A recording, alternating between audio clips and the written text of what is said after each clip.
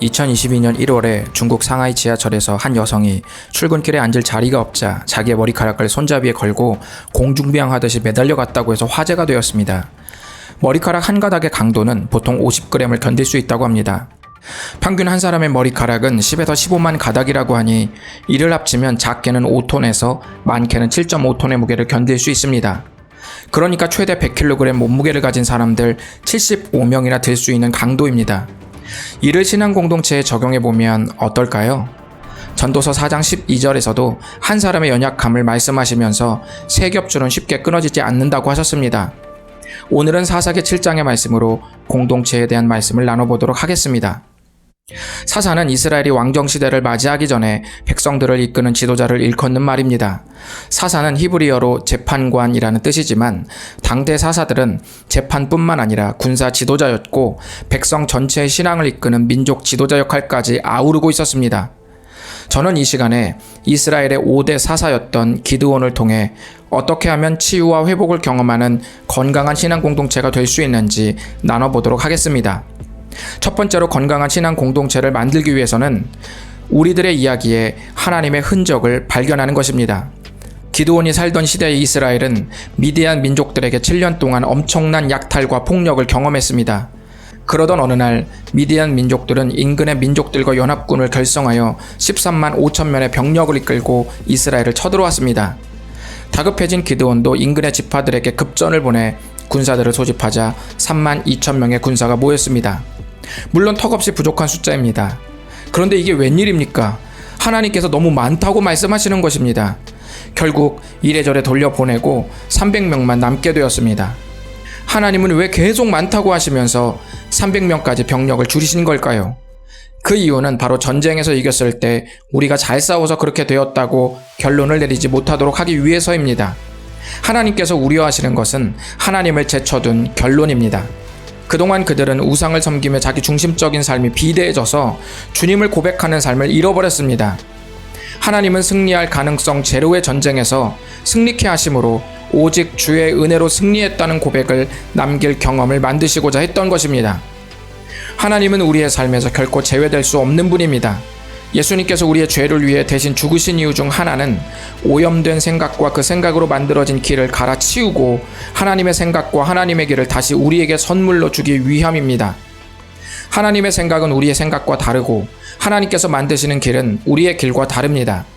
함께 하시는 주님을 발견하고 인정할 때 탁월한 주님의 생각과 길도 볼 수 있습니다. 두 번째로 건강한 신앙 공동체를 만들기 위해서는 우리의 약점이 하나님 앞에서는 문제가 될 수 없음을 믿는 것입니다. 기드온을 생각해 보십시오. 하나님께서 그를 부르실 때 이미 겁 많고 두려움에 쩔어 있었으며 의심병 환자처럼 끊임없이 유치한 방법으로 하나님의 약속을 재확인했습니다. 리더부터 약점 투성이었습니다. 많은 학자들은 기드온과 함께한 300명도 특별한 자들이 아니었을 것이라고 말합니다. 그렇다면 특별할 것 없는 소수의 군사도 미디안 연합군과 싸우기에는 약점 투성이었을 것입니다. 그러나 이 약점들이 주님께는 아무런 문제가 되지 않습니다. 기드온의 이야기를 좀 더 들어보시면 그 이유를 알게 됩니다. 하나님은 전쟁 일촉즉발의 밤에 기드온에게 찾아가셔서 승리를 재확인시켜 주셨습니다.